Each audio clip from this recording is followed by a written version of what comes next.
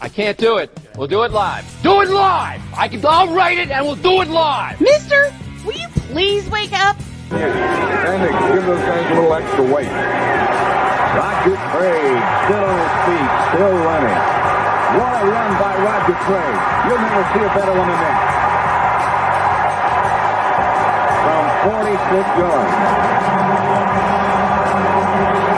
He has that thing of getting those knees high and keeping the shoulders low. And he makes every team look like they're bad tacklers. Watch the way he gets that high knee action, keeps those feet going like two pistons. Then, at the same time that the knees are going high and keeping going, the shoulder can get low to take on a tackler.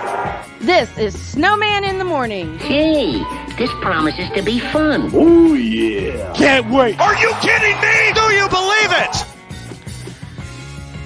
The NBA season is over. Well, the regular season, that is. The Masters has concluded, and Major League Baseball has gotten underway officially. Hello, everybody. This is Snowman in the Morning with Cole Johnson. I am Cole. Now, the man to my left, I'm sorry, my right. To your right. I'm to your right today. The man to my right today is not Brian. He is convalescing. In fact, he's doing well. I talked to him this weekend. Everything is fine. But the man who's joining me is one who joins us every single Monday, and it is the one, the only Mr. Wise El Jefe. How you doing, What's sir? going on, Cole?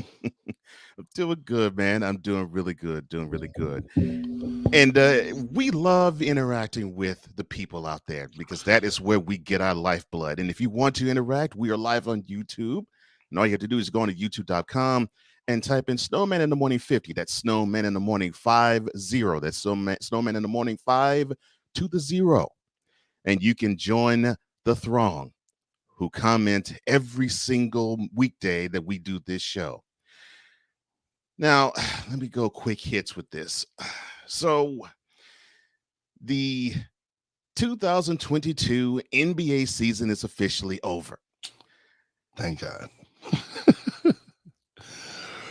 My team had a hard. You know what?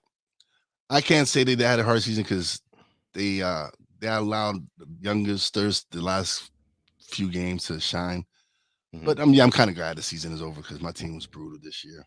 Now, for those who don't know, Wise's team is the Knicks, and now, unlike him, we know of another personality in sports who was so animated and so amped about the Knicks and their successful season last year that he bet another one of his colleagues a Tom Ford suit that the Knicks would make it to the playoffs. Of course, he missed, and now he owns said Tom Ford suit.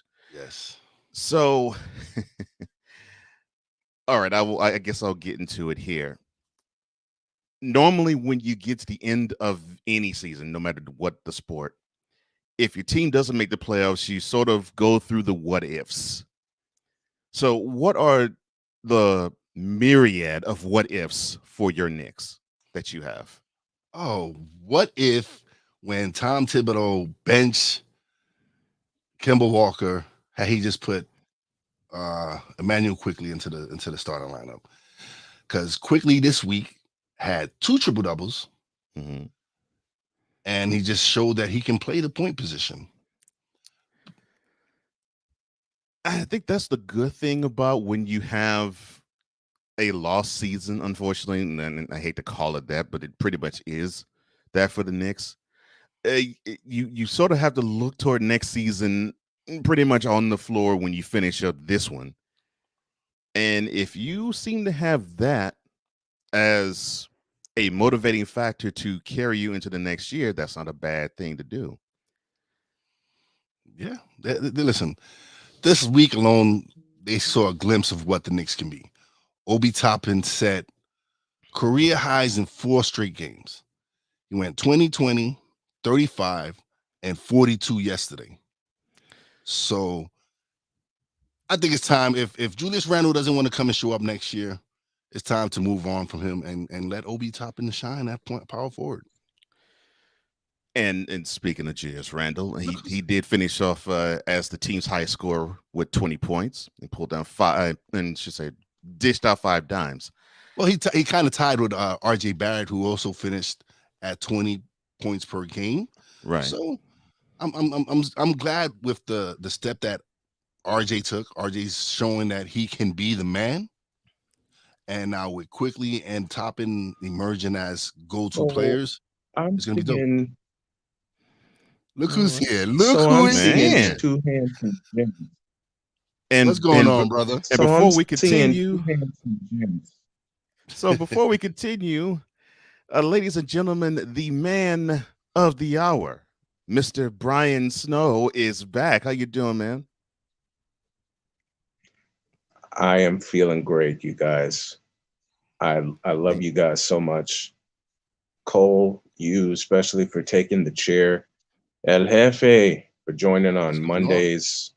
I appreciate you guys so very much. Well, man, we appreciate you, and thank you for giving us this platform to do what we do best. So, yeah, we definitely appreciate that. Definitely, brother. Definitely appreciate it all. I'm just waiting for the day that this show takes off and we celebrate and stick a finger in the face of all of those who say it won't happen, because it will happen. And the day I return to the chair, will be a celebration in and of itself. Well, we don't have to wait to that. We can do it now, because that's right, man. Your toughest part is over. Toughest part of your battle's over, my man. Now it's all easy. All you have to do is just relax and get stronger and just be the I ain't gonna say be the you that we come to know and love. No, be even the bigger, better, and stronger you that we've come to know and love. The new Brian Snow, yeah, definitely. That's right. Yeah. Hey, Wise, I love that background you put together, man. Yeah, the background is. I love appreciate it. That background is pretty sweet. That's one of the things when everything does get together, I'm gonna work on is getting a background. I got the green screen. I just got to get the remainder of the. Let me do it for you. I'll make the background for you. Okay, cool. Done. I got you. Done. I got you. I'll take that. I'll take that. And we're gonna get an editing session together so we can pump out parts of the show. And I got quite a few things I've written down, and you guys' help will be great.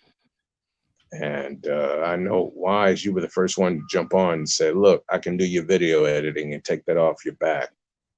That will be glorious. Because it helps me improve my skills. So why not? Like, it's something I'm learning. And if I'm able to help my brother, why not do it? Look at that. Look at that. I appreciate Who says you. Who says Blackpink can't work together? Cole. Look at that. Hey, which opening did you? Hey, Cole, which opening did you use today? He's the Roger Craig Chuck. Roger Craig. Yeah. Yeah, I selected that specifically for you. Yep. I saw that. That is appreciated. So yeah, let's get my man's Monday morning started off right. And like, you saw him high step through the Rams defense, high stepping through cancer. That was the motivation for me. Oh, go ahead, man. Roger Craig, gentlemen, Roger Craig gets no love, none. Well, he gets love from me. I'm not even a Niners fan, and same with me. I know same with me. Roger Craig. I know what he was capable of doing. Like you said, like before on one of your clips, he's the first thousand guy. Like, come on, how could you not get Roger Craig? He's the one who kind of helped that. The original jackknife running back. Yeah, the original jackknife running back, and I talk about it on the show a lot, and people think I'm nuts. Yeah, people think I'm nuts. What do you mean? What do you mean? Roger Craig is the original? He was a big part what of that. What do I mean? Roger Craig is the original? I mean, have you seen Roger Craig play? Did you watch the 1985 season? Right. Good morning, Ryan McCarthy. I was going to say morning to a longtime contributor to the show, Ryan. Good morning, gentlemen. Good to hear from Snowman. Yeah, I agree with that. And Roger Craig is still underrated. I totally agree with that too. Very underrated. Very underrated. I've always put forth the take Right. about Roger Craig that he is the forerunner to what we saw later on with Marshall Faulk, and now we're seeing many more prototypes of that because it started with the Roger Craig. He's a big part of that 49ers dynasty. Mm-hmm. He was a big part of that 49ers dynasty in the 80s. Mm-hmm. And listen, and without Roger Craig, it does not open the passing lanes for Jerry Rice. Right. Yeah, go ahead, brother. If there's no Roger Craig, you don't open the passing lanes for anybody. Right. Rathman, Taylor, Rice, John Frank before he retired, Brent Jones, all that is in essence due to Roger Craig. It is. I've always said that unfortunately Craig doesn't get his shine and due, and John Taylor could be grouped into this as well, or just about most other 49ers in that area could be grouped in. You got to think about, as far as John Taylor, like you have Jerry Rice on the other side of you, so you're going to get overshadowed always. But John Taylor in his own right is a great quarterback. I agree. Sick as he always does. He introduces himself. He's going, "Orale." Good morning to you too. Morning, Sick. What's up, Sick Diggy? I mean, Roger Craig and John Taylor are two players that should have a gold bust and a gold jacket right now. That should have been done.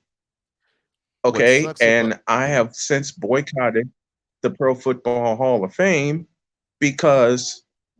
chiefly because they won't take a look at the achievements of what Craig and Taylor have done. And many have said, that's because of your 49er bias. No. Well, part of it, yes. But the other part of it is, look at the impact they had on the league. Yeah. And I've said this often. Unfortunately, you have Craig and you have Taylor, and they're grossly overlooked because people think the 49ers dynasty is just Bill Walsh, Joe Montana, Ronnie Lott, and Jerry Rice. And that's insulting so many other people, and not just Roger Craig and John Taylor. I mean, you mentioned a few, Clark, like Freddie Solomon, right? Yeah. Where would the 49ers dynasty be without Dwight Clark? Hacksaw Reynolds. Yeah, I mean, so many. Charles Haley. Go through offensive line. Yeah. Can't remember one of the greatest winners of all time in Charles Haley. Charles Haley, yeah. Before Tom Brady through and winning his rings, dude won five but he won his first two with Charles 49ers. Haley. Yeah. Yep. Mm-hmm. I mean, that whole offensive line, and Cole, you and I have talked about continuity of an offensive line. The closest in the 80s that you can get to a continuity of offensive line would be the Chicago Bears, because that line stayed together up until 1992. But the 49ers offensive line. Yep.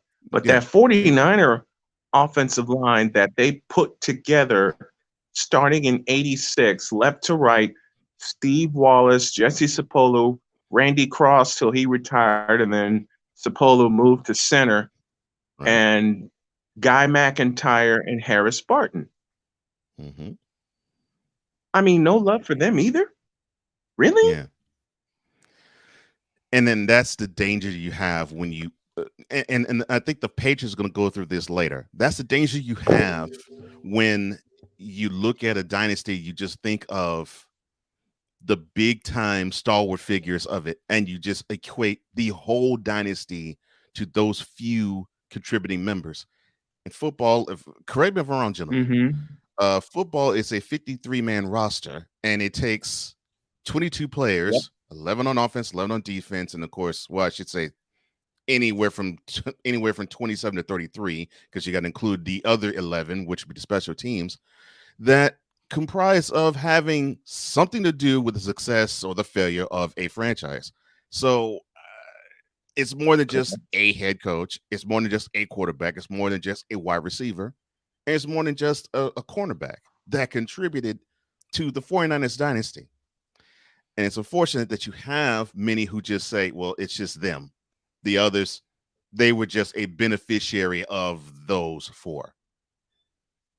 And Craig gets lumped into Well, that before I step unjustly. away, before I step away and get onto my breakfast here, Super Bowl 23, Rice caught 11 for 215. Gentlemen, riddle me this: who caught the game winner? John Taylor, and it was the only one he caught all game. The only pass he caught all game was the game-winning 10-yard touchdown from Montana, and Montana didn't even look at Rice on that final play. Yep. He was a straight-up decoy the whole while. Yep. The whole time. Yeah, he was. Yeah. Well, yeah, before you do step out, All right, Six you says, I guys. see someone is high stepping Yeah. in like Roger Craig, and man, we're glad that you stepped in, bro. You're damn right. I'm high stepping in like Roger Craig. It's like what John Madden. It's like what John Madden says. What I'm going to continue to do in my recovery, keeping these high knees going and keep these legs going like two pistons. That's what I'm talking about. That's what I'm talking about. Well, ladies and gentlemen, this is the other half of Snowman in the Morning with Cole Johnson on the road back. As you can hear, he's almost in rare form. Actually, to me, he's pretty good now. Mr. Brian Snow, the founder of this and the creator of it as well. Brother, I think I speak on behalf of everybody when I say we love you. Thank you for this platform, and thank you for the man that you are, and continue success in this healing. I will be back soon, you guys, but show some love to El Jefe and to Cole Johnson while they have the chair while I am recovering, because you guys make me want to get back, but do it right. Cole, I've loved you since the first day we met. El Jefe, same thing. I built this platform, but you guys now have a big part of it. And it's going to be a 6-man tag on everybody when this sumbitch blows up. And I mean that from the heart. I mean it from the heart. I love you guys. Thank you. Thank you so very much for stepping in and being that life and being one of the lifelines that I needed, especially when all this came about. I really mean it. I love you guys. Thank you. Yeah. Love you too, brother, man. Not Love gonna you make me cry. So love you too, man. And look, this support ain't stopping, bro. In fact, it's only gonna get stronger.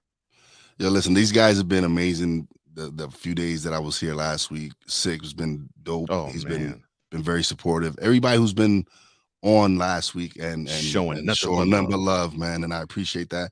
Me being the newbie here, and just like I told when I sent the message this morning, Nicole, like I was so excited to be back on the show because I'm a kid from Brooklyn, and I get to live a dream, man. I get to sit down and talk sports with people that I enjoy spending time with, and thank you, brother, for giving me the opportunity. Yeah. You guys deserve it. And El Jefe, I hope it comes to a point where you join us 5 days a week. I will say that out loud. I would love that. I hope it gets from to your a mouth point to where you God's ear, brother. Thank you, guys. I love you. Thank you. And I will talk to y'all soon. Love All you right, too, brother. man. Peace out. I love you, man. Well, as the founder of Snowman in the Morning with Cole Johnson, Brian Snow, convalescing from cancer, 1 week removed from cancer surgery. As you can hear, he sounds quite well. And yeah, we definitely have room for that powerhouse to come back whenever he's ready. Doesn't matter when, whenever he's ready. The floor will be his. Six said that Craig and Taylor are the unsung heroes of the 49ers dynasty, which I totally agree with that. This is for you, Brian. Snowman in the morning. I was watching the ESPN clip on Facebook about Roger Craig. The man himself put on a brave face about not being inducted. I'll find the clip and post it. Yeah, I think I won't say he's bitter, but I think he does feel slighted. And I think rightfully so, really. Ryan says the New York Giants had one of the most solid offensive lines in the Parcells era, too. You are correct, Ryan. You are absolutely correct. And I will even add another word, unheralded, because people don't ever talk about the Giants offensive line in the 80s. Because you got to think about the names that are talked about is Lawrence Taylor, right? Leonard Marshall, Mark. Right. You talk about the star, like same thing like with the 49ers. You just talk about the star names, but you forget about the players that were in the trenches that were grinding, and that Giants offensive line was a key to two Super Bowl titles in 86 and 90. They were. And I'll even add to your point, Ryan. What typified to me the Giants in the 80s best, and who I think typified Bill Parcells as a personality, those five big uglies up front. I think they embodied who the Giants were better than any other player, even Lawrence Taylor, in the entire organization, because they just had that. We don't care about the publicity. We don't care about we don't care about the notoriety. We just want to line up, smash some people in the face, and be successful. Yep. And we believe that we are the biggest bullies on the yard, and that's what you want your offensive linemen to be. That Giants offensive line was that, and I agree with you, Ryan, and I agree with you, Wise. Wonderful point to bring that out, Ryan. Six said, quote, all the talent in the world will get you nowhere without your teammates, close quote. 100% correct, man. And Brian, I will conclude that with this, with Sick. God bed rest and God bless. Get well soon. And we will definitely have this ready for you when you return, man. It says, oh, we're going to see the Freebirds New Day sooner rather than later. Yep. I would say more New Day than anything. Even though I love the Freebirds, like I said, I'm a big wrestling fan, but I would think we would be more the New Day. Yeah, we would be more New Day. I was like either New Day or either New Day or Road Warriors and Dusty Rhodes. But yeah, New Day. You're right about that. Good morning, Ryan. Good morning, Sick from Ryan. I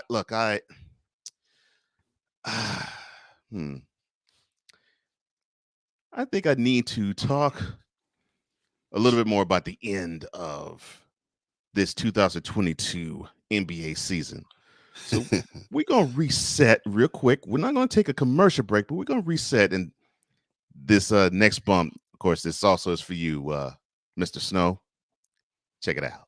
Have y'all even considered the fact that Jimmy Garoppolo, yes, that Jimmy Garoppolo that everyone wants to send everywhere else, may not be sent anywhere by the 49ers because, I don't know, they actually trust him? Welcome back to Snowman in the Morning.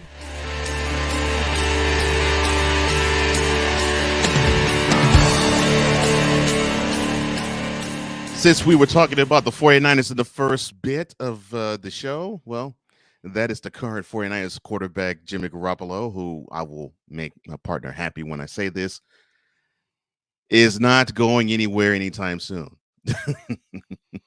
Well, think about it. You got to think about it. You got a quarterback who's proven that he can make the playoffs, and you got a rookie that has potential, but hasn't shown it in the league yet.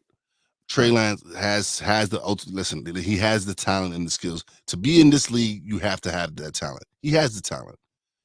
Can he put it together now? That's something different. I agree with you, and I believe that you have this itch. It's almost as if you have certain fandom that I just liken it to Tyrone Biggums. It's like they're itching like fiends to want to see the new toy be out and do what he does. And of course, they bypass what we saw in Chicago when they wanted to when the Bears fandom felt that same way, and they put Justin Fields out there. And that offensive line couldn't protect the cold, let alone him. So it's just those types of things. Oh, the Snowman in the Morning fandom, intelligent people. God bedring is Norwegian for get well soon. Thank you, Sick, for that. I appreciate that. Y'all got that Trey Lance, says Ryan McCarthy. Hold on, but before we continue, I just want to rest in peace to Ryan.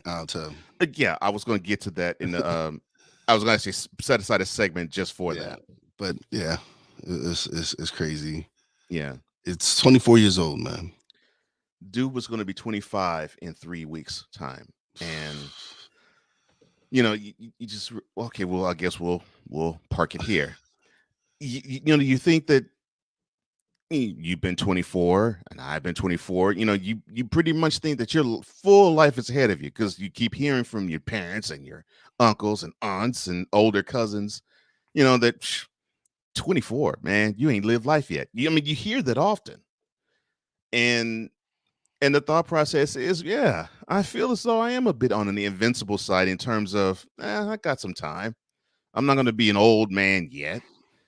And the sober reminder that how life is so fragile came hitting us hard on Saturday. And for those who were not in the loop, former Commanders and unfortunately now former Steelers quarterback Dwayne Haskins was killed Saturday morning after he was hit by a dump truck near his Fort Lauderdale home. Now, he was trying to cross the interstate in Broward County on foot when he was struck. Now, from what I understand, that dump truck hit him and ran and did not stop and check on him, from what I understood.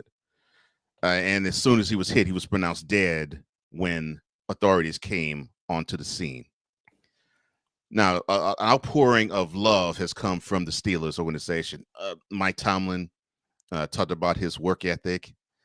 Ben Roethlisberger, the former Steelers quarterback in his own right and future Hall of Famer, mentioned that he couldn't throw a ball. Talking about Ben, couldn't throw a ball the way Dwayne threw one, and both gave love to his wife in trying to give as much comfort as you possibly can. I think her name is Calabria. Try to give as much encouragement as they possibly can in such a horrific situation. Yes. But yeah, he survived by his wife, and of course by his parents. His namesake Dwayne, and Tamara, and Tamia, his younger sister.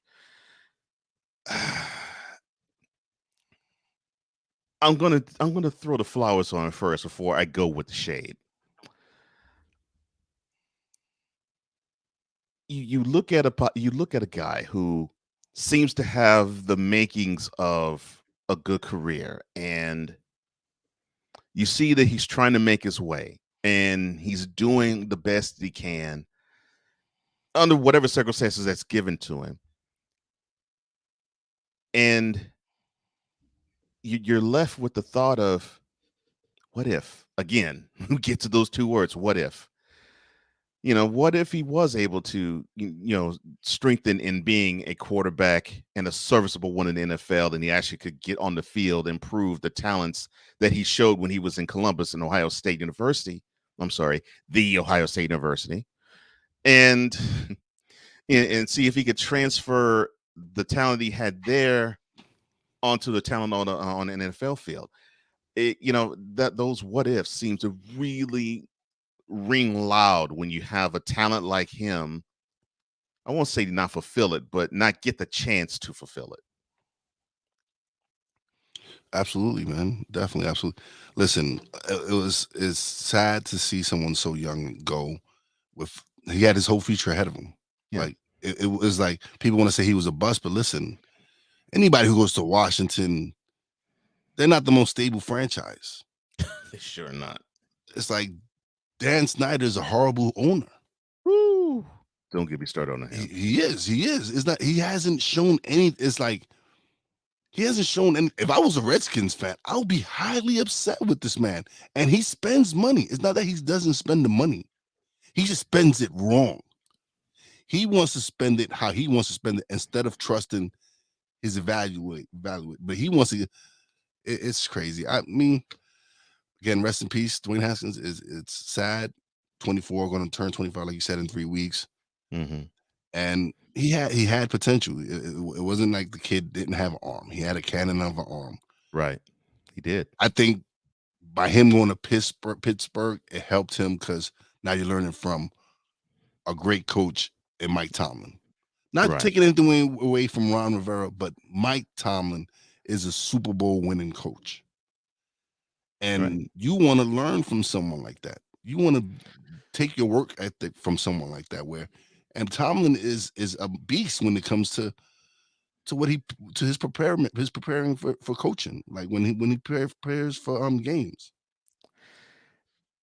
I think what he needed was exactly the Mike Tomlin type of coach, where he gets the bad rap of being a player's coach, but I don't think he's a player's coach as much as he is a man's man. And what I mean by that is he does his best to meet you where you are, and then he tries to elevate you from there because he knows that there's greater in you as a man than where he meets you. And I mean, this guy, I think he just turned 50, talking about Tomlin. So he could probably could tell every one of his players, I've forgotten more than all of you've known thus far in life. And to me, he greets them as men. And I think what Dwayne didn't have when he got from Ohio State and got to the Commanders was, in not saying that Rivera doesn't do that, but I think sometimes players respond better to certain coaching and coaches. I don't think he was challenged as a man to be better when he was in Washington, and for a whole ton of reasons. You mentioned the biggest one in Daniel Snyder, who, I mean, the organization is so bad, the U.S. Congress is running an investigation on the team because of toxic workplace environment. And need we talk about this former vice president of football operations, Bruce Allen, exchanging email with John Gruden. It's just, I mean, it's just a cancerous situation. But I'm so glad you mentioned the ill talk about Dwayne Haskins, the stuff that was surrounding him. I want to bring two gentlemen in particular. The first one being Adam Schefter, who he tweeted. Oh, let me do this correctly.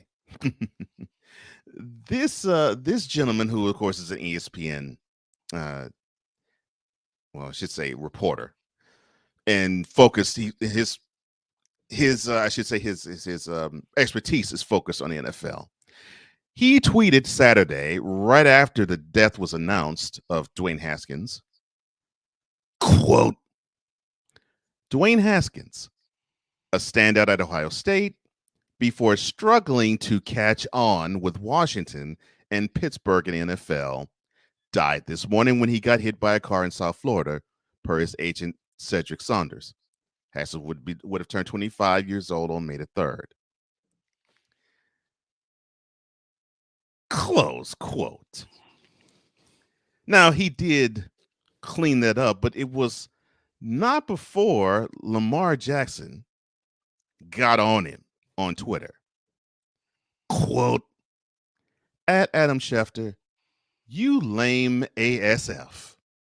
All around grown man and can look in the mirror and smile at yourself. Close quote.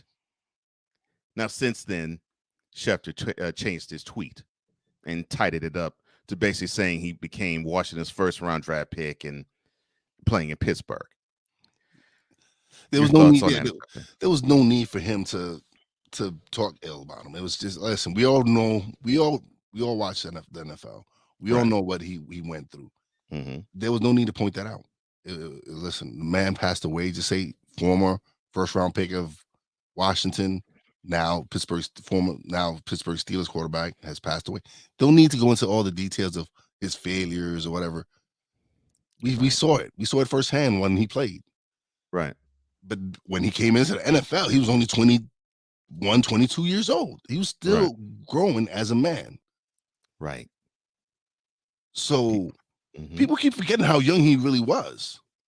Yeah.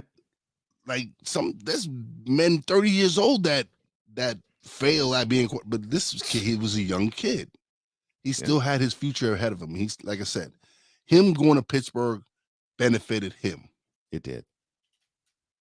And and again, Tom Lennon talked about how his involvement in the community, how he embraced the community, how he took it. So Adam Scheffler, he needs to shut up and stick to what he knows best, and that's reporting for ESPN and just it's ridiculous how people just, instead of, let's just pay your respects. There's no need for the negative comments. Right. Which brings me to former Cowboys executive Gil Brandt. Now you said Cowboys. See, that's what I'm saying. You said Cowboys. The fact that you said Cowboys, it's and Anyway, go ahead. Continue. Yes. Former Cowboys executive, longtime Cowboys executive Gil Brandt. He also had to comment on Dwayne Haskins by saying, quote, "I hate any time anybody dies, but he was a guy that was living to be dead, so to speak. It was always something. I mean, it's a tragic thing, especially if you're 24 years old with your whole life ahead of you. But maybe if he stayed in school a year, he wouldn't do silly things like jogging on a highway." Close quote. I'll let you take this first. I'm gonna try to refrain from cursing. But oh my God, like seriously, listen, I don't even know what to say to answer something like that. Like, what does him having to go another year to college have to do with him getting hit by a dump truck on the highway? I'm glad you see it the same way as I do. I don't understand. I really don't. People make mistakes. People get hit all the time. Life happens. Yeah. But for you to say, if he would have won another year to college, seriously? I saw that. I was like, I know I'm going to have this be a segment on Monday's show, because I was like, this is absolutely ridiculous. So a man who was hit by an oncoming vehicle is now deduced by a current NFL analyst now in saying that he needed to spend just a little bit more time in college. And then to basically say the man has a death wish, he needs to say those words. Basically, that's what he was saying. I'm like, what man would you follow? Because from what I can understand and ascertain, Dwayne Haskins did not run afoul of the law. Unlike he may have done some young adult things which would make you raise your eyebrow, like what Ray Lewis did in Atlanta the year before he won the Super Bowl. And he was around 25 when that happened. That happens. That happens. It's like what you said. This man was growing into the mature man that he was going to become. And with whatever has happened before Saturday morning, he was on the right track. So I have no issues with him whatsoever. How these guys could have issues with him, either with his play or with, unfortunately, with Gil Brandt's statements, his humanity is far beyond me. And and I just have to laugh at that. I don't have no response to that anymore, man. It was stupid on his part to say something like that. And for him to just, I don't get it. Like, we get it. He left the college early to come into NFL. He felt he was ready at that time. Maybe he wasn't. All right. But what does him having to go another year have to do with someone hitting him, killing him, and continue to move on? Yeah. I just don't understand it either. I don't. I really don't. 6 says, I've heard that college is meant to give people maturity, but that comment was absurd. I can't debate any of that, any syllable of that, because you're exactly correct, Sick. You're exactly correct. It's just absurd that it is he is reduced in this guy's mind to, well, he doesn't have enough collegiate education. Like that would stop a dump truck from hitting him. Oh, that's a degree black man. Let's put on the brakes. How stupid does that sound? It sounds real stupid. Right. My good Lord. Sometimes I think people just need to understand they need to think before they speak. And unfortunately, with Gil Brandt, he did not think and spoke too out of turn. And as we go to break, and we'll come back, we'll reset the 2022 NBA season. But when we do go to break, we're going to pay our respects to Dwayne Haskins, former Ohio State quarterback, former Commanders quarterback, and former Steelers backup quarterback. Dwayne Haskins, dead at the age of 24. And we'll be back.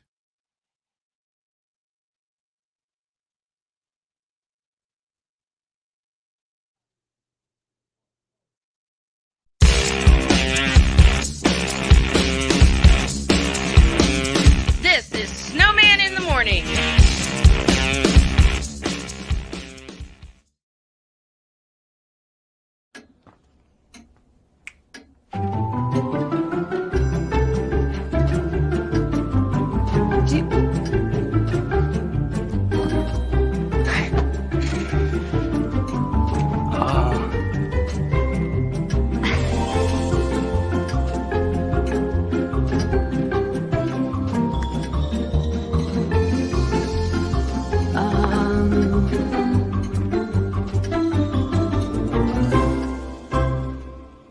Listen, you're my friend. I noticed you haven't really been yourself recently.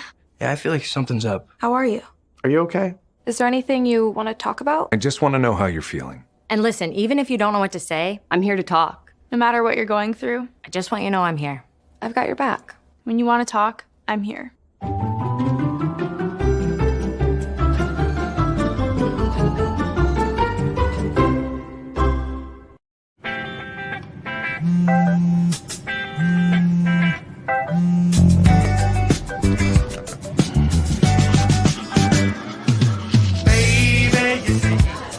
You're so right for me, and I'm right for you.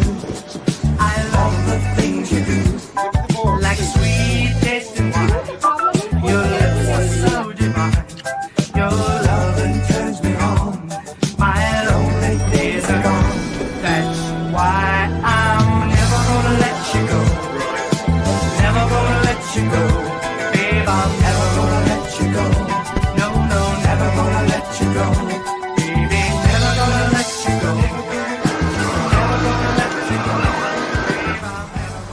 Here you go.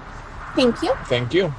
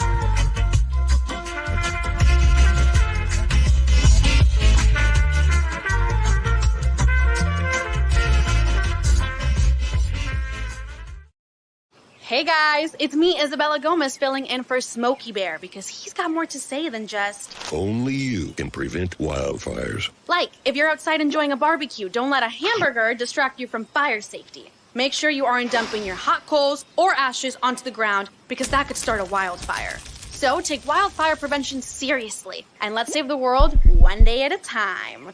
Juntos con Smokey Bear, podemos hacerlo. Go to smokeybear.com to learn more about wildfire prevention.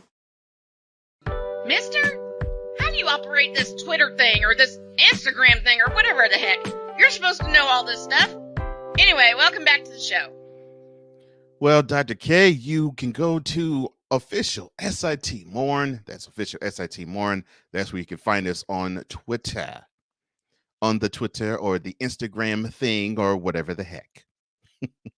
Cole Johnson here. Why is El Jefe to my right? I'm on the right. Yes, on the right. Joining us this wonderful Monday morning. So glad that you're here aboard the show, man. You make the Monday mornings go by even better.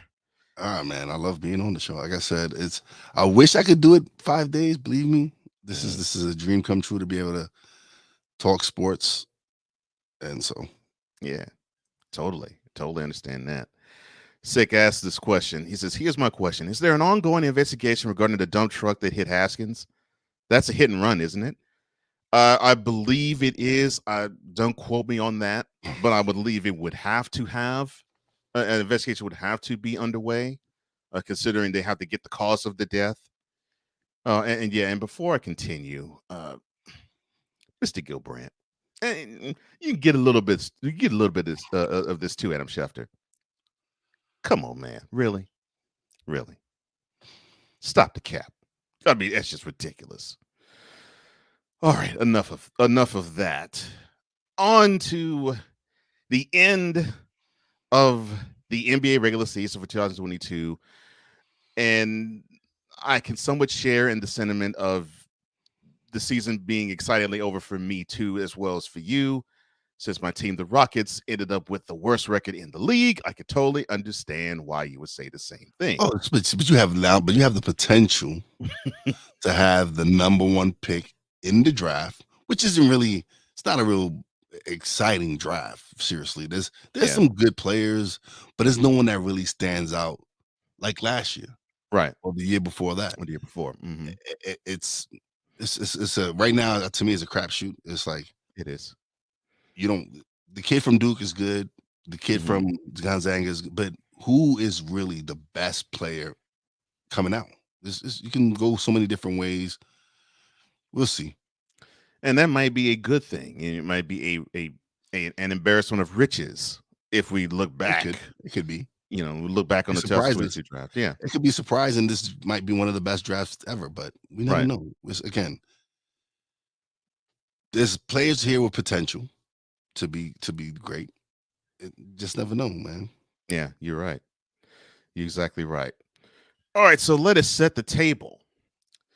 Now, before we get to the playoffs, there's the play-in. So we will go with the East first. So in the play-in round, it is the Cavaliers traveling to Brooklyn.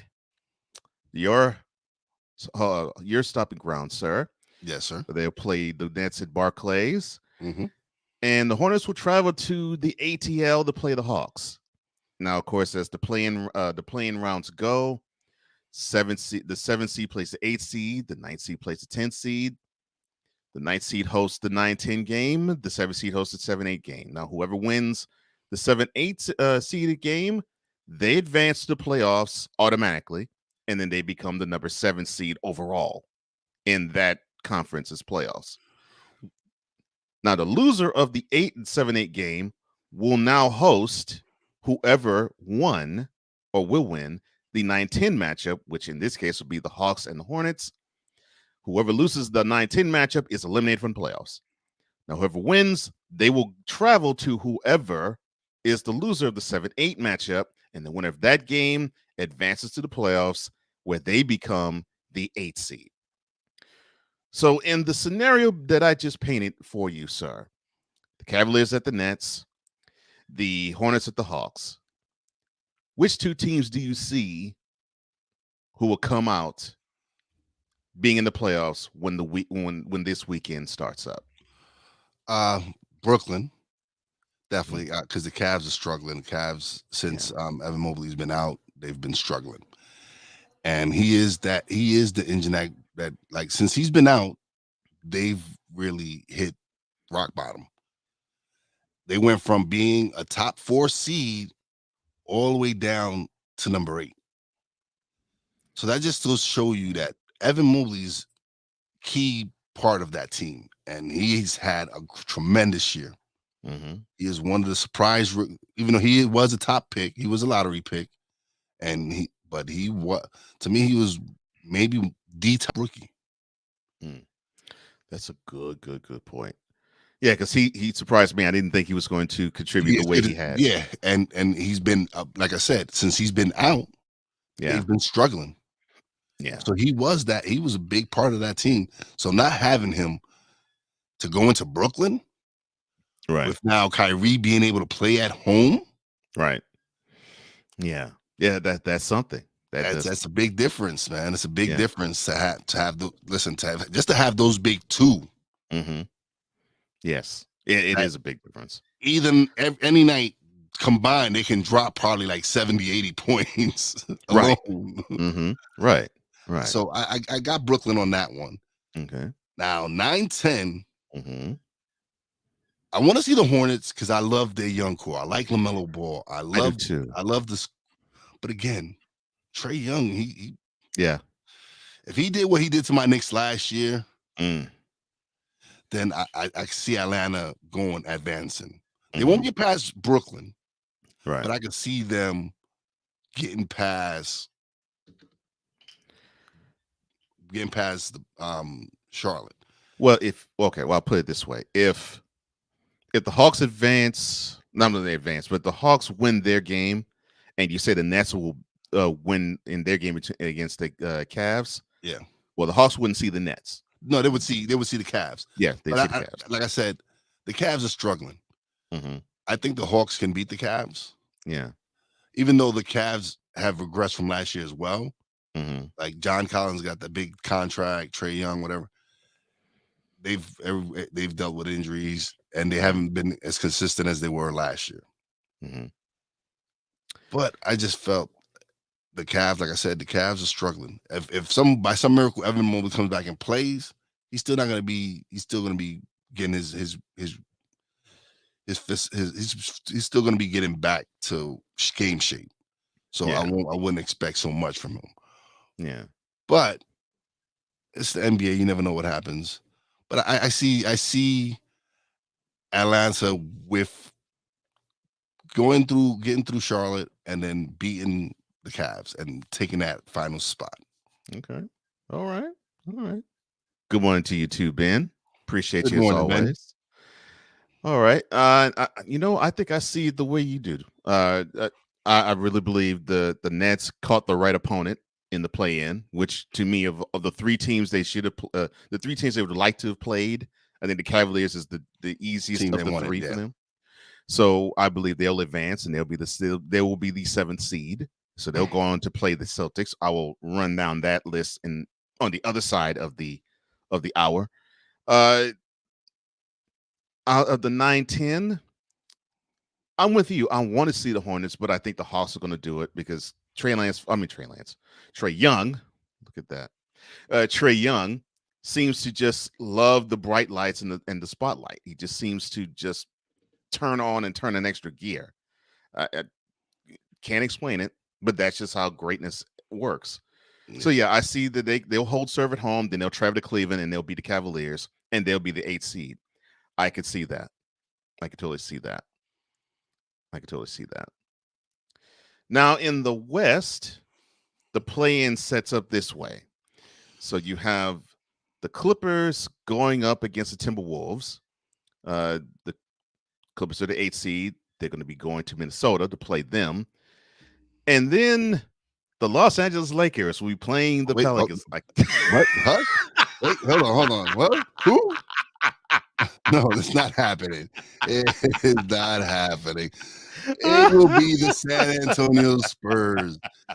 For all you in La La Land who are crying in your bowl of cereal this past weekend. Yeah, I didn't make the playoffs. He's lying. It's an April Fool's joke. Yes. What is April it? Fool's 10 joke, 10 days later. late. That's right. It's the Spurs that'll travel to New Orleans to play the Pelicans. And yes, I will be speaking about the Spurs. I will be speaking about the Lakers in the second hour, but I just had to keep it on. It was just fun. We'll talk about that later because I saw the Frank Vogel, but we'll go ahead. Let's move on. All right. So the way I see this breaking down, man, look, I give the Clippers mad credit for playing for most of the year without both Kawhi and Paul George, and they are in the 8th seed. I'm impressed. I'm impressed with this team. But I don't think they have enough as presently constituted for the Timberwolves. I think they'll advance. That first of all, they don't got nobody for Cat. No, they have nobody for him. Nobody for Cat. Nobody for him. Oh man, the kid Edwards is a monster. Yeah, Anthony Edwards is a beast. He's a monster. Mm-hmm. D Russ, I love D Russ. He gets a bad rep. He gets a bad rep, but he is a talented point guard. Mm-hmm. Him and Cat are good best friends, and they've shown they could play. They could ball. Nobody thought Minnesota would be in the playoffs. Let's get that. Let's be true. Let's be honest. Nope. Who thought Minnesota would be in the playoffs? I would also be in that same audience. Nope. I would have thought they would have made a really good season. They did. So surprisingly, they're a pretty good team, man. They compared to what we're used to from Minnesota, being bottom dwellers, to now actually having some real young talent that can win. And they're gelling at the right time. Yes. So yeah, I see the Timberwolves advancing over the Clippers at home, and then the Clippers would have to face, in my opinion, either the Pelicans or the Spurs.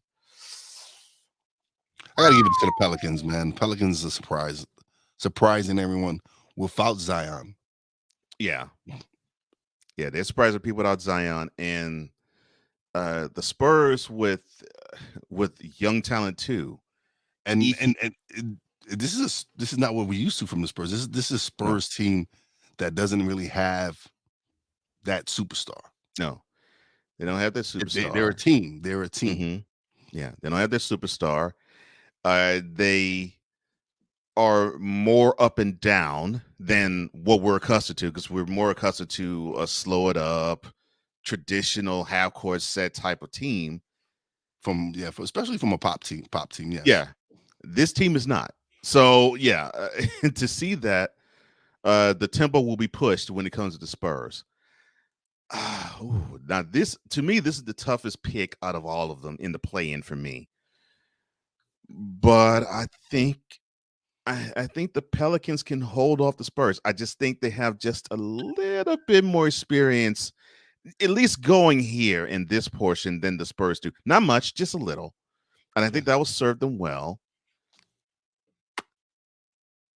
But I think they'll get upended by the Clippers. I think they'll travel to LA. I think the Clippers will find a way to get in. And I think the Pelicans will have to start their off season early. I want to say that they can advance over the Clippers. I just don't see it. No, I don't either. I see Minnesota winning, taking us to stand at 7. Clippers, whoever comes to LA, losing at LA, and the Clippers being that 8th seed. Right. Yeah, that's how I see it. So it looks like we are in unanimous agreement here. Sam with Shady Sports Network says, "Morning, fellas. Morning to you, Sam. Appreciate you, homie. Appreciate you. I like that, Ryan. Oldie but goodie. I got that Trae Young. I got the Trae Young, man. No, I'm just joking. Yeah, no. Sick, loving it. Oh man. All right. So before we get into the other part of the playoffs in the NBA, let's do a quick reset. We're in hour number 2 of Snowman in the Morning with Cole Johnson. back on the other side. I can't do it. We'll do it live. Do it live! I'll write it and we'll do it live! Mister, will you please wake up? First and 10. Luck steps up, fires towards the end zone. One-handed catch! Mo Alley Cox! This is Snowman in the Morning. Hey, this promises to be fun. Oh, yeah. Can't wait. Are you kidding me? Do you believe it? Staying with the NBA, I am Cole Johnson, one half of Snowman in the Morning with Cole Johnson. And if you missed him, I'm so sorry that you missed him. My partner came for just a wee bit of time. Brian Snow, he's off right now. He's convalescing off of cancer surgery, and he's doing quite well, I may add. But who is joining me for this Monday, as he does every Monday, is the one, the only Wise El Jefe. Thank you. Thank you for having me. And thank you for being here. And thank you for being such a strong contributor. Just love your takes. I really do. I really do. I just love your takes. Listen, I got so much sports knowledge up here. I need to use it somewhere. I feel that, man. Six says the Clippers should move back to San Diego to get away from the Lakers' bad energy. Well, they actually are moving because they Steve Ballmer had the lawsuit against him with the Knicks because at that time the Knicks owned the Forum, right, and the old LA Forum, but he purchased it from them, so now they're working on building their own arena where the Forum was. Mm-hmm. And so they're trying to get their own arena. So we'll see. Maybe by them moving out of Staples or whatever it is. What is it now? The Crypto.com arena. The crypto, whatever it is. It's always going to be Staples arena to me now. Right. But yeah, so he's got potential to they're working on the move. So we'll see. Maybe getting out of crypto arena. It might do some change, man. Yeah. And plus they have, well, the Forum is still standing. They have fitted it to be basically a concert only venue. So so you can't play basketball ever there now. So yeah, that's the reason why he has to build a new arena, but it's going to be around the Forum and SoFi Stadium. It's going to be around that area. Yes. So yeah, that's going to be interesting to see how that develops. Now, to extrapolate more of the playoffs, we talked about the play-in round. There are some intriguing matchups that we already see that's going to unfold in the playoffs, and I guess I'll lay the table before we get into some matchups this way. So in the East, you have the number one seed being the Heat. That's the road where everybody in the East has to go through. So the road to the finals to the East goes through South Beach. In the battle of the 51 and 31 clubs of the Celtics, Bucks, and Sixers, the Celtics won it. And I think they won it due to head-to-head, I believe, over the Bucks. And Bucks won their head-to-head matchup against the Sixers. So the Celtics are the 2 seed, the Bucks are the 3 seed, the 76ers are the 4th seed, the Raps are the 5th. And I got a story about something in particular with that game coming up in a minute. And the Bulls ended up being the 6th seed. Now they were battling the Heat for the number 1 seed, but injuries took a heavy toll on them, and they had to slide on down the list. So we already know that we will see an I-94 matchup. I know that makes you happy, Brian, between the Bulls and the Bucks. So we'll be seeing that starting this weekend. And I will mention a little later about the 76ers and the Raptors. They'll match up the 4-5 in the first round as well. Now, in the West, you have the overall number 1 seed in the Phoenix Suns. You have the overall number 2 seed in the playoffs, the Memphis Grizzlies. Who saw that? Yes. Who you want to talk? You talk about the Timberwolves and say who you saw them going to playoffs. Yeah. Who saw that the Grizzlies are going to be 56-26 and have the second best record in the league? Yeah, I didn't. And also, who saw them being 20-2 without Ja Morant? I most certainly did not see that. Definitely not. Definitely. But when we touched on it last week. They're a team. Yes. Their coach, who should be one of the top candidates for coach of the year, because he's done a hell of a job. Yeah, he has. Hell of a job. Mm-hmm. So he should be one of the top candidates for coach of the year. Yeah. Yeah, he is. Along with Boston, the coach in Boston. Bray, I think is his name. But yeah, I would love to say all these coaches are going to win it. I still think it's going to be Monty Williams' award to lose, unfortunately. But I might be wrong. Honestly, he does deserve it because he does have the best record. Right. He's led his team to the best record. Nobody thought Phoenix would have the best record. They knew Phoenix would be good. Mm-hmm. But everybody was la la la la la la la la la. LA, because they got all these superstars, they got all these players, but they didn't factor in that all these players are they all need to be like in some kind of retirement home, sitting down or something, because they talk about age and experience, but these young bucks are running through them. Like, seriously, defense optional. That to me was the Lakers mantra when it came to when they played any game. See, and everybody wants to blame Frank Vogel. Frank Vogel is a defensive coach. He's not an offensive coach. He is a defensive coach. And when you take away two of his best defensive players, and Alex Caruso, ooh, that's a big loss for them, and Contavious Caldwell-Pope, two of your best defenders, and you replace them, and I love Melo. I love Melo. Yeah, you replace him with Melo, who's never played defense in his whole entire career. Never. I've never seen Melo play defense. And that's come from a Knicks fan. So, and I love Melo. But you're right. He hasn't. But this man is not known for his defense. No. Let's get that straight. No, and then you add Russell Westbrook. Say it. That's Westbrook. Not Westbrook. Westbrook. Westbrook. And yes, he's a phenomenal talent. Yes. He is. But he is mini LeBron.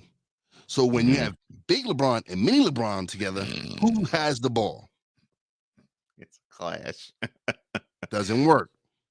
It's a clash I'm surprised they did not see coming. That is what makes me laugh about this whole thing. And then you have the walking infirmary that is AD. Oh man, no. It's come on. I don't want to talk about Mr. Glass of the NBA. I don't want to. But yeah, so Monty should be considered because he's done a hell of a job. Yeah. So yes, the Suns have the overall number 1 seed. The Grizzlies own the overall number 2 seed in the playoffs. The Warriors actually own the overall number 3 seed in the playoffs. Now you're probably saying, well, wait a minute. They're in the West and they have the same record as the Heat. Yes, they do. But they own a sweep of the Heat. Yes. And that's the tiebreaker. So regardless, the East, if any of the top 3 teams from the West advance to the finals, that's where the championship is going through the West. Yes. If the Suns, Grizzlies, or Warriors advance all the way to the finals, any team in the East will have to travel out west. Yes. For the majority. Not an easy task, which is not an easy task. It is not. So the Warriors held on for the number 3 seed. They held back the hard charging Mavericks because they wanted that number 3 seed, but they still host a playoff round. And they have the number 4 seed, the Jazz, who were the overall number 1 seed last year. They fall to number 5 this year, and they hold off the Nuggets, who were the number 6 seed. So we already know that the Nuggets will match up with the Warriors. That's the 3-6 in the West. And that's a good matchup for the Nuggets. It's a wonderful matchup for the Warriors. It's a real good match for the Nuggets because the Warriors don't have an answer for Joker. Yeah, that's where the problem lies. That's the problem for the Warriors because if Draymond isn't playing, that's the problem. Who is going to guard Joker? Yeah, that's the problem. You got to in this series. If Draymond is going to play, he's going to have to play bigger than he normally does play. He's going to have to play out his mind, definitely. He's going to play out of his mind because the way through the Nuggets is to, I won't say stop, because you could not stop a talent such as Nikola Jokic, who can give you 30, 12, and 8 blindfolded. But if you can slow him down enough, you stand a chance. But if you don't have anybody in the middle to slow him down, watch out. We might see an upset. I don't want to say that because I know that'll upset my man Brian. But look, facts are facts. Yes, he is. He is an MVP candidate for a reason. Yes, the first player in NBA history, 2,000 points, 1,000 rebounds, 1,000 assists. That's ridiculous. 75 years of the NBA, and the first time this has ever been done in a season. Yeah, in a season. Mm-hmm. He is ridiculously talented. Yes, and the 4-5 matchup, the Jazz have to usurp home court advantage to the Mavericks again with the who saw the ... You know, it's okay. So you get rid of Porzingis. That's what they needed to do. That was addition by subtraction. They had to get, and once they got rid of him, it's like the team just took off. Yeah, and so Luka, who's another MVP candidate, he is. It seems like he's won every year because this kid is phenomenal. Mm-hmm. He does it all. Yeah. So we'll see. We'll see. It's gonna be an interesting matchup if Rudy Gobert decides to show up. And Donovan Mitchell has a hell of a game, and Jordan Clarkson and them can get it together. They might upset the Mavs. That's what I want to see. I want to see this Jazz team play to their potential. Play to their potential, because most of this year they really have not. No, this is you want to talk about defensive team. They are a defensive team. They're a defensive minded team, and if they play up to their potential, they could stop any team. They can stop anybody. But if they can't, then it's proven that you can score on them. And they have to have that motivation to want to play on the defensive end as a collective. Yeah, it can't just be we'll funnel everybody to Gobert and he can swat shots. No, it has to be a 5-man unit. Yeah. All around, they have to be willing to commit and sell out on defense. And if they aren't, it's going to be a long series for them, because Luka is the type that he will dissect the defense. And he looks like he's going at quarter speed. It's like, I'll just take my time. He doesn't even look that fast. No, I'll just take my time and whoop your behinds. And it's beautiful to watch, because it reminds me of Larry Bird. Not that he is a Larry Bird type, but the speed that he plays the game is as if it's like, okay, I can take my time because I know what you're going to do. I know what I'm going to do. And I know the situation. So let's just play this out. And here we go. Either he'll kick it to the open man, or he'll lay it up, or he'll shoot a 3. But in any case, he will do mostly the right thing. And I think that's been the biggest plus for the Mavericks, outside of Jason Kidd being the head coach of the team. Another head coach and coach of the year candidate. Yes, that's a strong coach of the year candidate. And see, okay, so going back to Lala, that's who they should have hired originally. Well, see, perfect. that's who they should have hired originally, was J Kidd. Perfect. Six says he drops rubber bricks like Richard Pryor. Yeah, he does. That's why I referenced Brick House. That's a reference to West Brick / Westbrook. And since it's on your mind like it is mine, why don't we set it up this way, shall we? In case you bronzexuals don't know by now, LeBron has never been the face of the NBA, although people want to claim he's the face of the NBA, when there's a fellow in Oakland, California that kind of snatched the mantle from Kobe by hitting a 3 in his face. What impact has LeBron James had on the NBA? I'll answer that for you. Nothing. Jabroni, Jabroni. Welcome back to Snowman in the Morning.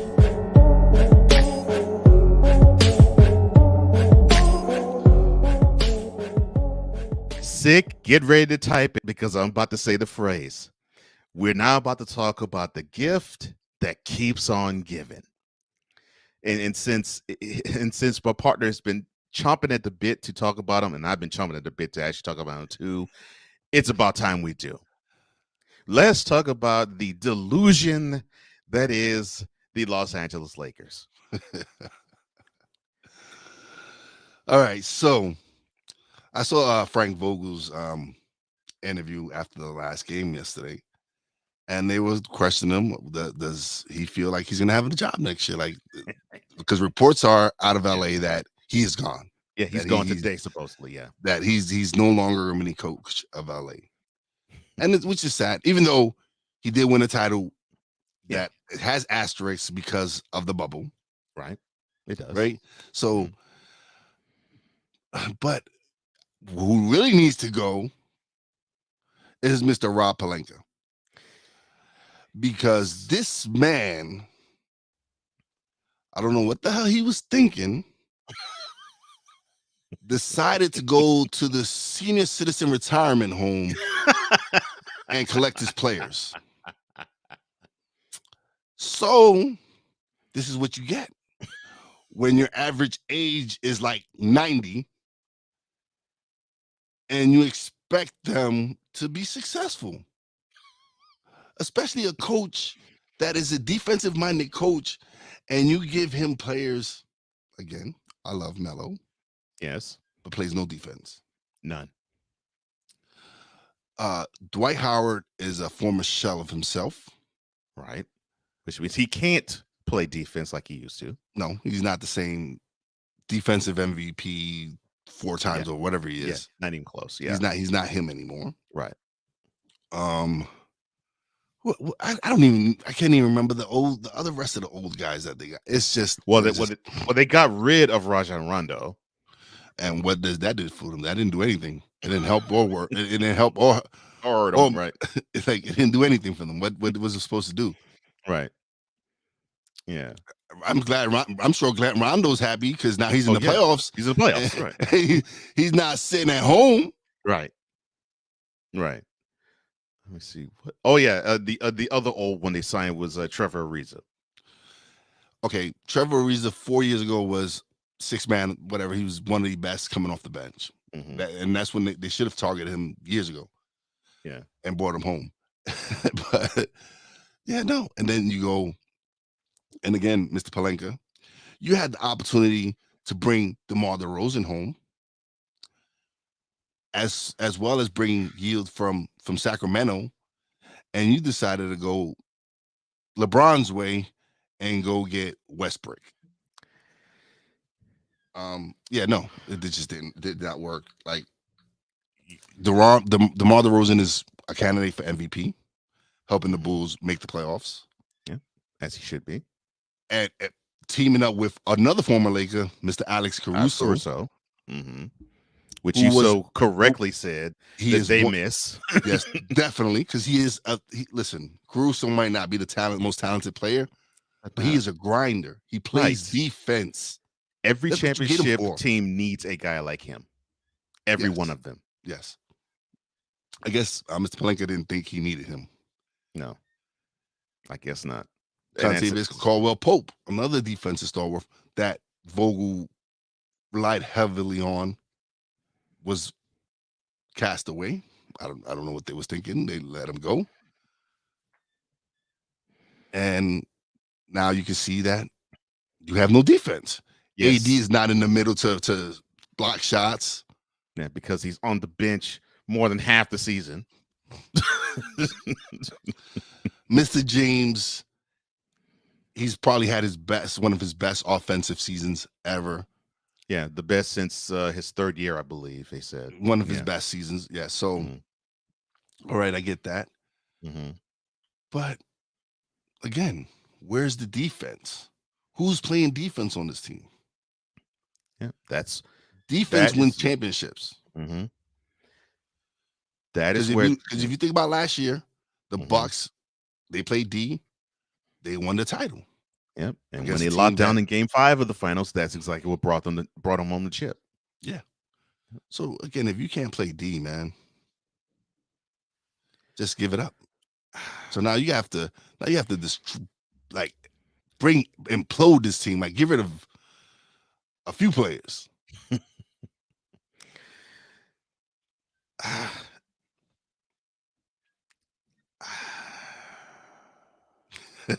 I know. I'm just gonna do it like this. In a world where partial greatness is celebrated and total greatness is shunned, there stands to be a figure on the lips of those who love him and those who hate him. The inane comparisons to Michael Jordan and Kobe Bryant continue and has existed since 2003. There is no end in sight, for the battle between those who unconditionally love and unconditionally hate him wages on. These are their stories. Welcome to the Bronzexual Confessions. In the delusions of grandeur that just seem to just permeate all throughout the last vestiges of this regular season, I had to run into one of the funniest bronzesexual takes I have heard in a while. So yes, I had a conversation with a bronzesexual, and this conversation centered along longing. And yes, I do mean this in the literal sense, longing for the Lakers to be in the NBA playoffs. In fact, this bronzesexual said, quote, "It's going to be hard to watch these NBA playoffs knowing that the best team, my Lakers, didn't get in because of injuries all year. Asterisk. Championship ring emoji in my book." Close quote. Now, before you get your take off, sir, the only thing I have to say about that is the following. Bitch, are you for real? Oh, I'm sorry, sir. The floor is yours. So the reason they didn't make it because they were injured. Yes. Oh. Yes. His Lakers didn't make it because they were injured. If they were if they were healthy, it was a championship. It didn't have nothing to do with, again, Palenka going to the senior citizen home and collecting players. Nothing by that manner. Nothing with that whatsoever. No, it had nothing to do with the fact that all the Lakers had to apply for AARP insurance. None of that. None of that. He really thought that the additions that they made and the subtractions they made was actually championship contender. Mm-hmm. Yeah. Yeah. The fact that he just missed the handicapped painted sign that's on the paint on both ends of Staples Center, Crypto.com Arena, just blows his mind.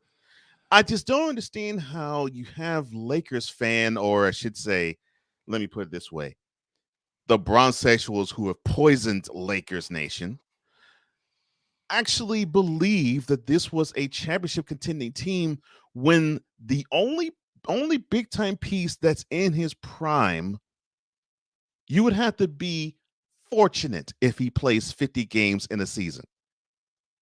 That is how bad it is. And the superhero who supposedly is the Iron Man, and people were saying, well, look at LeBron James. He's this old and he's played this much time. Well, he missed a lot of games this year, ladies and gentlemen. So how could you say that he's this Iron Man? He missed 26 games. He's not the same guy as he was when he was in the Heat. He's not even the same guy that he was in his second run with the Cavs. Father Time is undefeated. You're looking at it with number 6 of the Lakers. It is just that simple. Yeah, I agree with you. Definitely. Listen, he's 37 years old. And he's playing some of his best ball, yes. I get it. Offensively, yes. Yes, he is. But again, he's 37 years old. Yes, he works out, he stays in phenomenal shape, yes. Mm-hmm. Can't dispute that. But come on now. Like, how much do you think a 37-year-old can take you, man? Especially when the rest of your squad is just your franchise center, like you said, is Mr. Glass. Yes. If he plays 50 games, then you're celebrating. Yes. Your bench is horrible.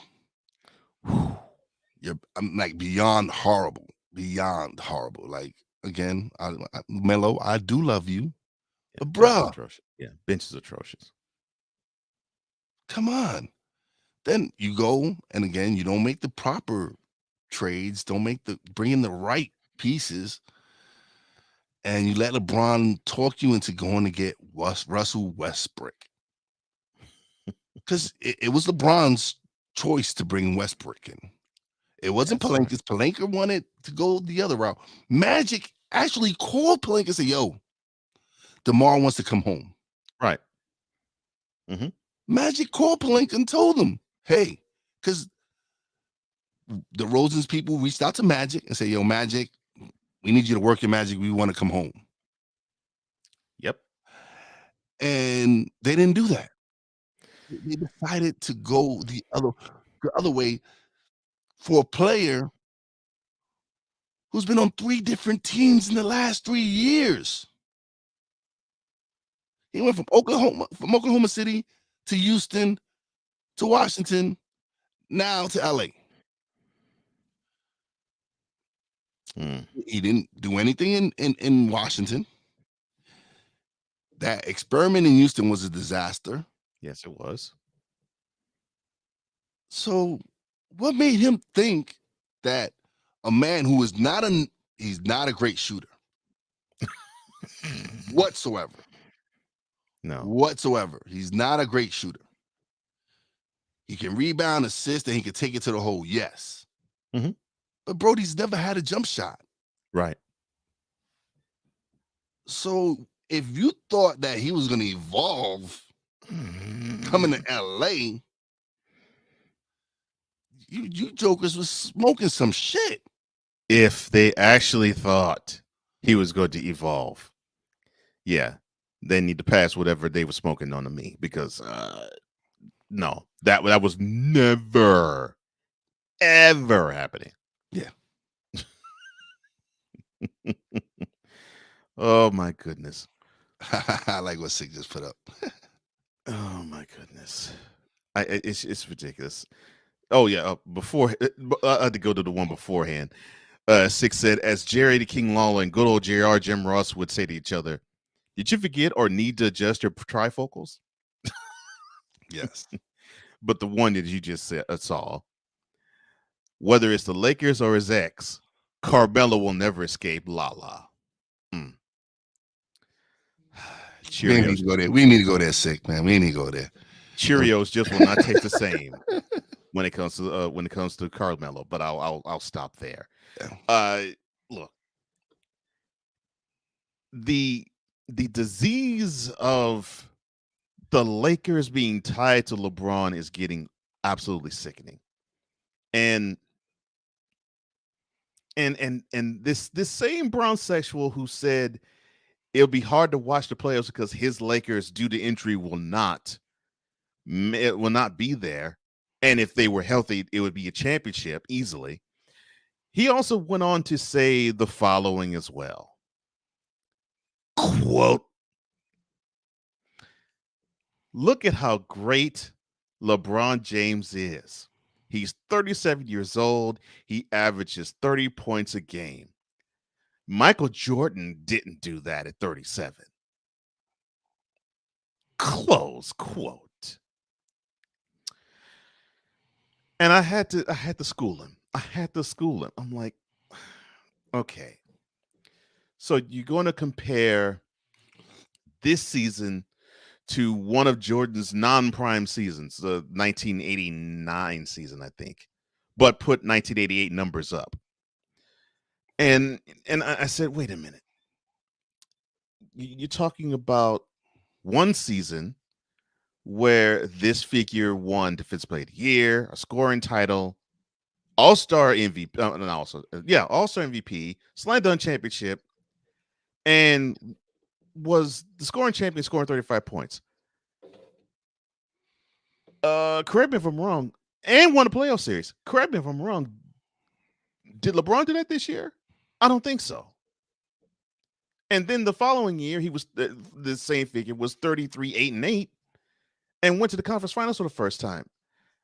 I'm looking, and LeBron can't even qualify for the play-in round, much less the play-off round, much less a conference championship round. So, I mean, kudos to LeBron scoring 30 points per game this year. But the problem, though, is it won't count because he did not play enough games to qualify, so it doesn't matter. So I said that to the Bronsexual. And then the Bronsexual said, quote, Cole Johnson, clown. Close quote. Now, all I had to say to this gentleman was, be careful. Be careful who you call a clown, because if you come with those circus takes, no one will take you seriously. And besides, I forgot to tell you, Embiid surpassed LeBron for the scoring title. So there's that. Try harder, son. Damn! These Bronsexuals just make me laugh, man. It's again, we pointed out last week, when you think of LA, you don't think of LeBron.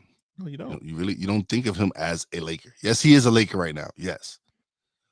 But even Laker greats don't consider him a Laker great. No. You have to run through a lot of players before you even get to LeBron's name To be one of the top Lakers of all time. Yeah. Yeah. And rightfully so. I mean, you're talking about one of the richest franchises in the history of the sport. And you're not going to put somebody who's only had one championship for this organization in the 4 years he's played it. And as again, an all-time great. it's a bubble Laker. championship. It's a bubble championship. Well, yeah, bubble championship, but bubble or not, unfortunately, it's a championship. Yes, it's a championship. I understand that. Yes, but yes, but to your some point, of us do consider it like, yeah. But to your point, I do understand it. The conditions were right for them, and actually for LeBron himself, to get that championship, because they did get the opportunity to play in one setting, and they didn't have to travel. And they rested 4 months before the bubble began. So, it was optimal for the two best players on the team, who, if you put mileage on them, they will be injured just like that. So, yeah, I agree with that. But unfortunately, they played it, they threw it up, and the Lakers have a championship in the bubble. Yes, unfortunately. Yeah. 6 says, Wise El Jefe, trust me. It hurt me just to type it, but the truth can be painful. It can be sick. It can be. Yeah, I agree, sick again. And Ryan says, but MJ had a supporting cast and supported by a competent GM and Jerry Krause. LBJ is running as a shadow GM and is running the Lakers into the ground. He's got a point there.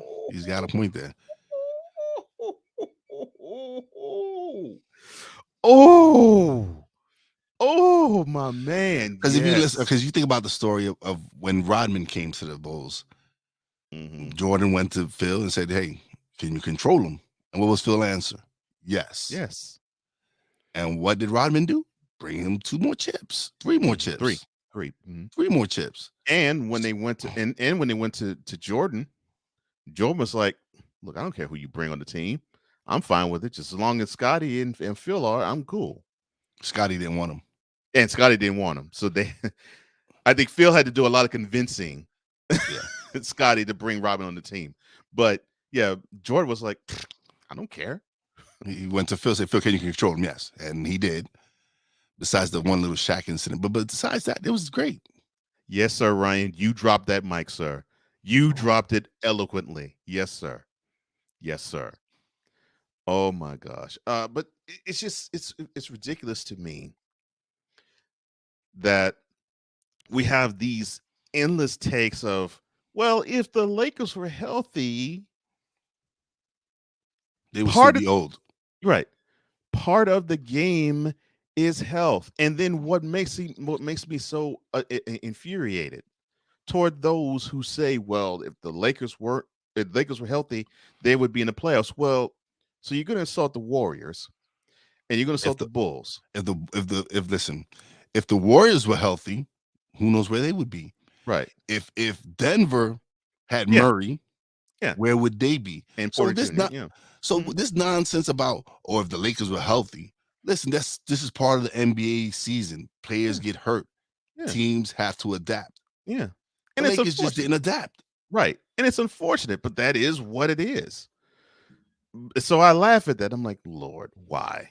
Because I could easily say, hey, had Derrick Rose not gotten hurt, exactly, the Knicks where would would your be Knicks be? teams. Right. Where would be your a playoff Knicks be? team? Yeah. Mm-hmm. Right. Because Derrick Rose was a key part of the second string.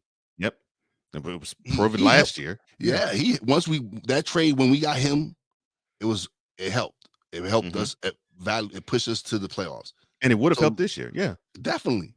We're talking about a future Hall of Famer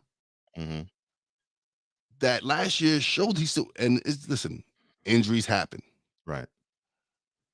I took it. We lost. We're not in the playoffs. Right. That's it. That's what happens. And that's all you can do. I mean, that's really all you can do. Yeah. So to Lakers fan or bronzexuals masquerading as Lakers fan, for all of you saying that, well, we would be in the playoffs if LeBron wasn't hurt, if AD wasn't hurt, if Westbrook actually could shoot and not hit the side of the board, if not just straight air, and if Carmelo Anthony could play more than just his sixth man role, Eddie Murphy says it best. Have a Coke and a smile and shut up. Fools. Yeah. In a world where logic and sense flies completely out the window, while purple and yellow glasses are donned, rises a figure who encourages ridiculous, undying loyalty. He changed lives. Right. Good Lord, I'm about to throw up. This has been yet another installment of The Bronzexual Confessions. If you want to support the show, all you have to do is go on to patreon.com/SIT Morning, and you can be amongst those who can see behind the scenes footage of what this show provides. We're going to put more stuff on there because we want to serve all of you. Quick commercial break. We'll come right back. I want to set the table of Tiger Woods and the Masters. What about it? Well, come back.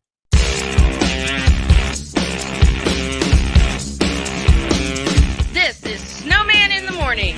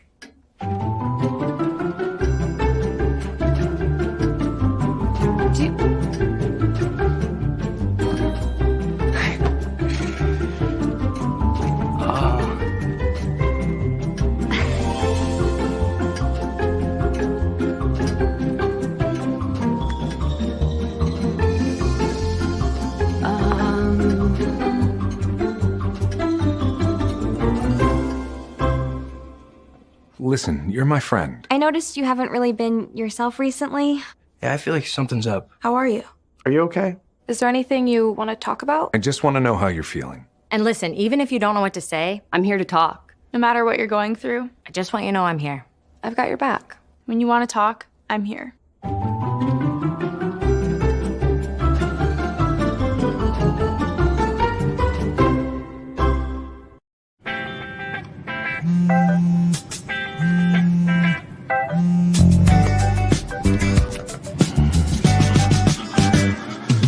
Baby, you see, you're so right for me, and I'm right for you. I love the things you do, like sweet tasting wine. Your lips are so divine. Your loving turns me on. My lonely days are gone. That's why I'm never gonna let you go. Never gonna let you go. Babe, I'm never gonna let you go. No, no, never gonna let you go. Baby, never gonna let you go. Never gonna let you go. Babe, I'm never gonna. Here you go. Thank you. Thank you. Never gonna let you go.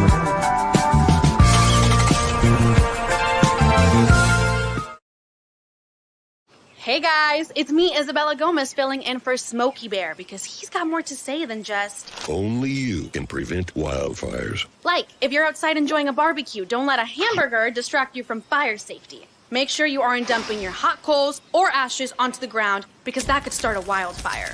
So take wildfire prevention seriously and let's save the world one day at a time. Juntos con Smokey Bear, podemos hacerlo. Go to smokeybear.com to learn more about wildfire prevention.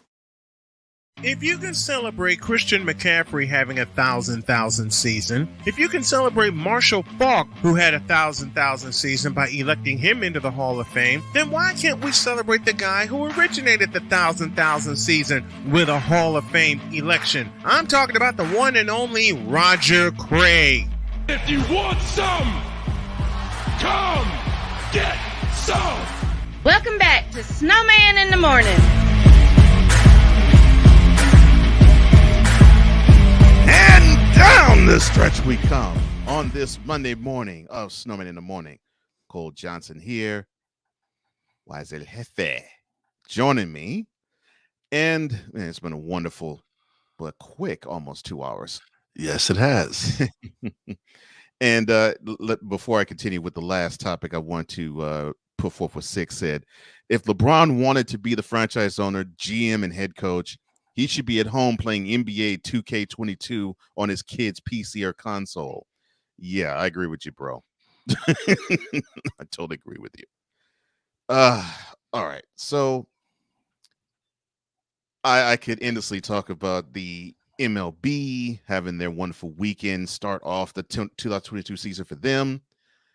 But we'll have more time to talk about baseball as the weeks and months to come basically tell us what we need to really know about the year that will be the MLB 2022 season. But I want to talk about the end possibly of an era, but I won't say it just yet because one of the tournaments that sort of signals spring, which is the Masters, took place. And Tiger Woods, Eldridge Woods, decided to actually join the throng and play, and he actually ended up making the cut. And so he played throughout the weekend. Now, it was a rough showing because he struggled on Saturday and Sunday. But it belied the promise that was the one under round he shot on Thursday. But you know what? To come back from what he came back from, nearly losing his legs, to work himself back up to, and Tiger's always been that guy in golf that goes to the gym, works out, takes care of his body. And for him to come back from an accident that nearly, again, left him without legs, to come in and the first day back, you come and shoot one under par. Yeah. Surprising, man. I didn't think he would be anywhere near that. I thought he would. Right. I don't even think he. I thought he would make it through the weekend. Yeah. So he surprised me with that. And again, you should never underestimate him because he has that will and that drive. Mm-hmm. Yeah, and that was a surprise for me, and for those who are unaware, I think most of us are aware. Yeah, he was in a horrific car crash that left him basically without extremities in his legs. So he had to rehab, and people were basically saying, "Well, forget the rest of his golf career. It's his life as we know it over." Yeah. And here he is walking, and He was looking buff too, man. yeah, I ain't not gonna lie. Tiger was looking buff. yeah, and he seemed to. I mean, he seemed to be a different type of person because I think perspective has hit him.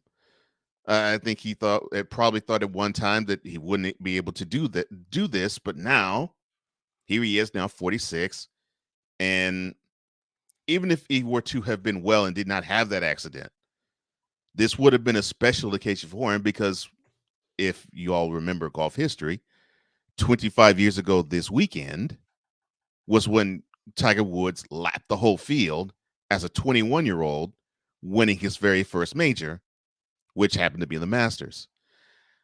So, of course, this course has a lot of special significance for him.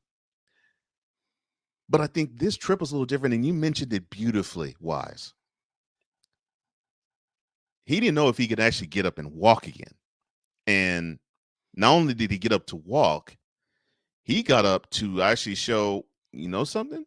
I may be a mature adult, but I got a little bit more left in the tank. And I think the victory here was not going to be if he was going to get his next green jacket. Not this year, at least. The victory, you said it. It was the fact he was able to be at Augusta and play and be competitive in any way, shape, form, or fashion. Definitely.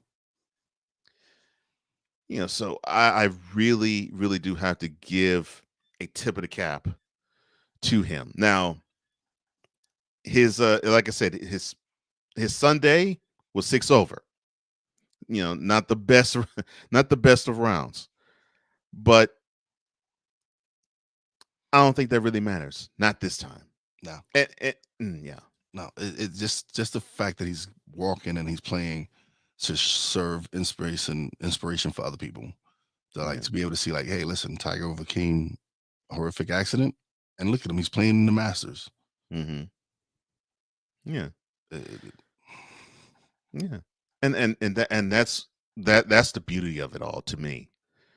And when he was interviewed after he took his walk on the 18th green and made his putt to finish his day, he actually said that it was an unbelievable feeling, and you could see it in his countenance, where he was just taking it all in, and he was happy to be able to take it all in, because I'm sure that it was just one time that he was thinking, I don't know if I'll be able to take anything in, let alone being here the second weekend in April. Yeah.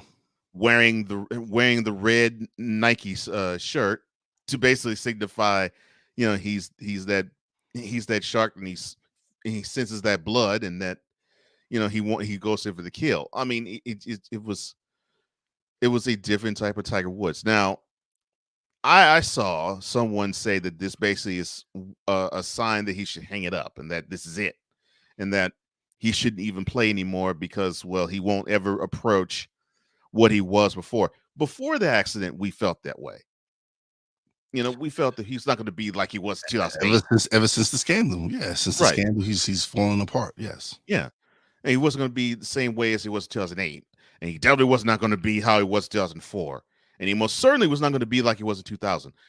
Yeah, and the scandal, which was around the end of 2009, I think. Yeah, he just was not going to ever be the same. And how could he be? Because now he's a father. He had to deal with a divorce. And you know, and life takes on different meaning. Yeah. And that's just for anybody that lives life. and that is his age, because Wise and I are pretty much the similar age as Tiger is. You go through your ups and downs in life, and you're going to be a different person in his age, 46, as you would be at 21 when he won the Masters for the first time, and when he won the Tiger Slam in 2000/2001, which I think he would have been 24 then. So your thought process is different. Yeah. And that is what makes it so beautiful. The fact that you're dealing with human beings. And thank you for that, Sick. Thanksgiving 2009. Yes. And Brian, appreciate it, bro. I appreciate you saying this. Tiger should not quit. I 100% agree with you, sir. He should not quit at all. 100%. No, absolutely not. He has a lot left. And when we saw that this weekend. Six says he's 46 years old. He still got something to prove by appearing at the Masters. Definitely. Yes, sir. 100%. And that's what it's about. It's about if that competitive energy is still within you, why hang it up? It would be bothering him if he would be sitting at his home in Florida or his home in California, and he would say, "Man, I know I can still be a beast on these links, but I choose not to do it." That would just it would be a pall to him. It would suck for him. It would suck the life out of him. So if it means that he gets a chance to be on the green and he has 6 over rounds, so be it. But you know what? He's a champion. We can't take that away from him. We cannot take that away from him. He's one of the greatest champions in golf. He most certainly is the greatest champion in sports history, man. He's one of he's one of the greatest champions in sports history. He's definitely the greatest champion in the modern golf era, because there's no one that comes close to him in the modern era. The only one you can actually compare him to is Jack Nicklaus. The Golden Bear, of course. Golden Bear. And if he feels as though he still can do it, well then fine, let him do it. Who are we to say he can't? Right. I'm not. I'm that. Listen, I don't doubt any guy who has his drive. I don't either. And has his motivation. I don't. He could surprise us all in a couple of years, win the Master again. And yes, listen, it's like he did a couple years ago. Yeah, life is crazy, man. Life happens. Yeah, and to believe that someone with his drive and motivation, it won't come back. It's like when I think of him, I think of Jordan. Yeah. Especially the work ethic and the drive that they both have. He's the Jordan of golf. It's not in question. So for him, it's not it would be crazy for him to just give up, and I don't see him giving up. I don't either. And especially now that his son is old enough to really see him play, and he can play with his son. I most certainly see. I definitely don't see him. Yeah, I definitely don't see him giving up anytime soon. Right. Ryan says, just because you're in your mid-40s doesn't mean you're done by any stretch of the imagination. I hope Tiger continues on this path. And I echo 100% every single syllable you just said, Ryan, because I do too.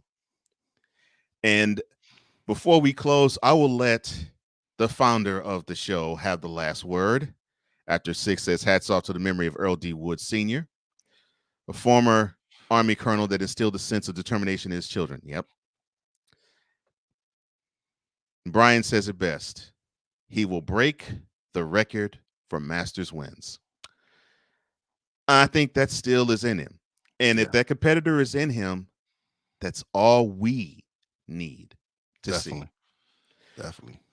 Well, that will wrap things up for this edition of Snowman in the Morning with Cole Johnson. I want to thank Wise El Jefe for joining me as he does every Monday. Thank you, sir. Thank you for having me. As always, it's a pleasure. And like I said, I can't continue to say it as much. This is a dream come true for me to do this. So thank you, Mr. Snow, because I appreciate you, man. Get well so we can all three be here and chopping it up and doing what we do. But again, I appreciate you guys for giving me this opportunity and giving me this platform to live a childhood dream. Yeah. Yeah, and I echo those same sentiments. Brian, we cannot wait for you to come back and be better than your normal self. And yes, when the three of us chop it up, it's gonna be something fierce. Well, for Wise Del Jefe and for the convalescing Brian Snow, I am Cole Johnson, here to say to you, take care and God bless. And remember, make your next move your best move. And always remember, if your dreams don't scare you, they're not big enough. Dream big, do bigger. That's what Wise is doing. That's what Brian did last Monday, and he's living it out right now. That's what I'm doing. That's what we hope you all are out there doing too. For all of us here at Snowman in the Morning with Cole Johnson, we say adios until tomorrow.